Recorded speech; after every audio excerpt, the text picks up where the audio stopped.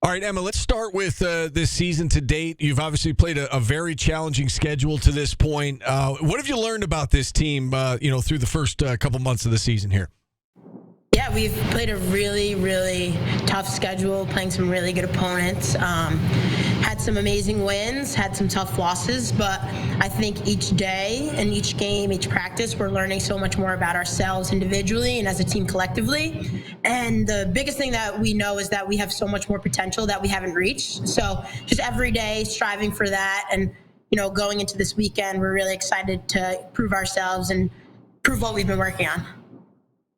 4-3 to this point, as you said. So some great wins, some tough losses. I would imagine you learn a lot from the losses, right? And they're all to really good teams. You lose to Northwestern, number one ranked team in the country, defending national champs right off the bat in a close game, and then the other two were overtime games that could have gone either way, to Maryland and to Stony Brook. What do you feel like you've learned as a team from those losses early on in the season?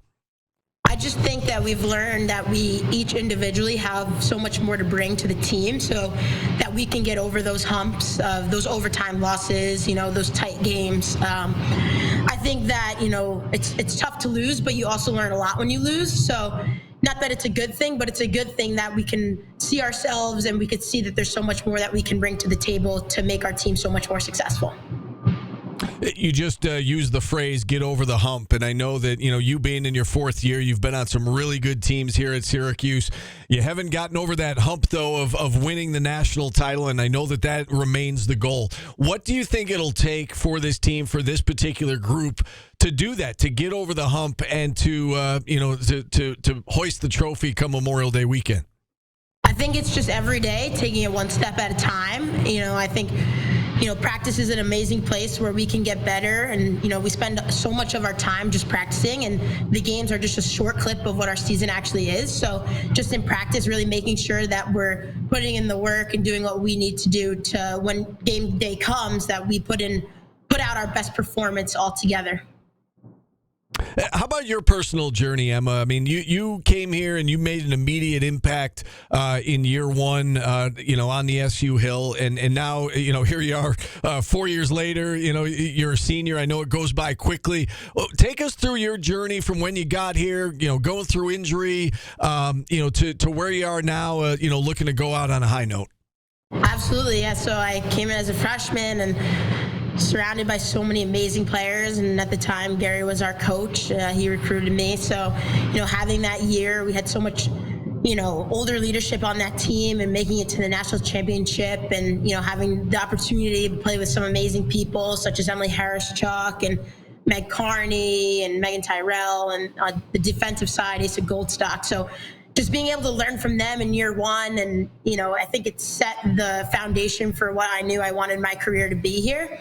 And then obviously year two came around. We got the amazing Kayla Trainer as our coach, and she just brings so much to the table for our team as a whole and to us individually, just bringing out the best in us. And unfortunately, I had that foot injury, so I was out for the year. But I think that in that year, I learned a lot, not only about myself, but how to be a better teammate. And watching, you learn so much more, I believe, when you watch than when you're actually in the game playing. So just taking what was going on the sideline, being able to listen to Kayla and listen to other teammates, and use that once I came back in year three last year, and having the opportunity again, Meg and Meg came back, Sierra Cockrell came back, and Emma Tyrell, climaxing in her career, still doing amazing things now. Just having that experience and playing with so many amazing people, and having the opportunity to watch so many of my teammates grow over that time has been amazing leading up till now. And,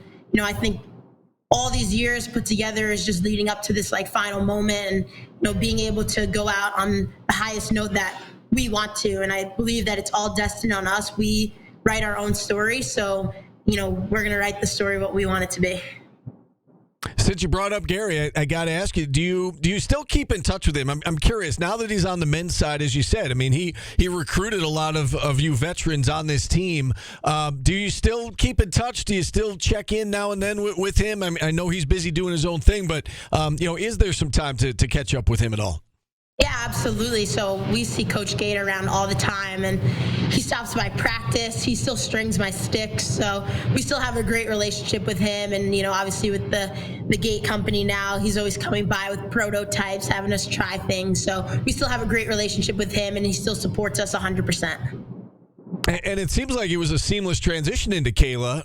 Obviously she played here and was a legend here herself. And they share similar philosophies when it comes to scheduling and whatnot. Was that a seamless transition for you and the other players that went through that, going from Gary to Kayla Trainer?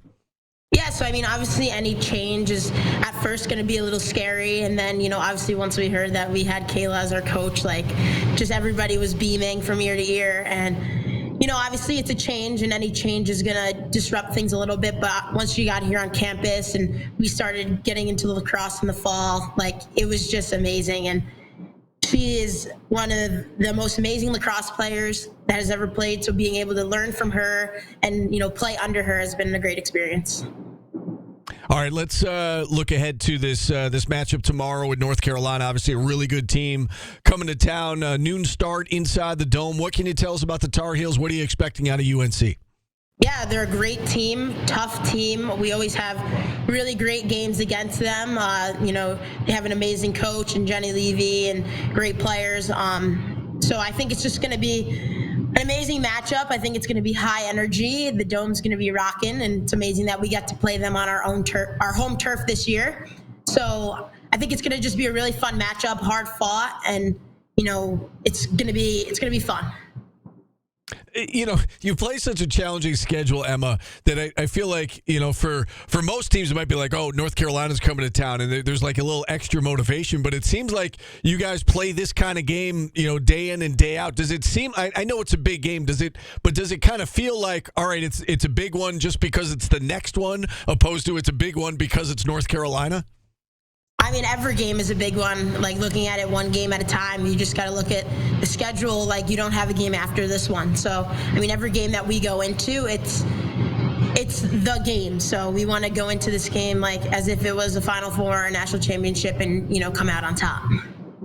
And just last question for me. I know you got to get to practice, but can you speak to the community support and how important that is? To have a big game like this and for people to show up and for there to be a big crowd and a certain energy and atmosphere inside the Dome. How much that helps you guys as players? It means the world.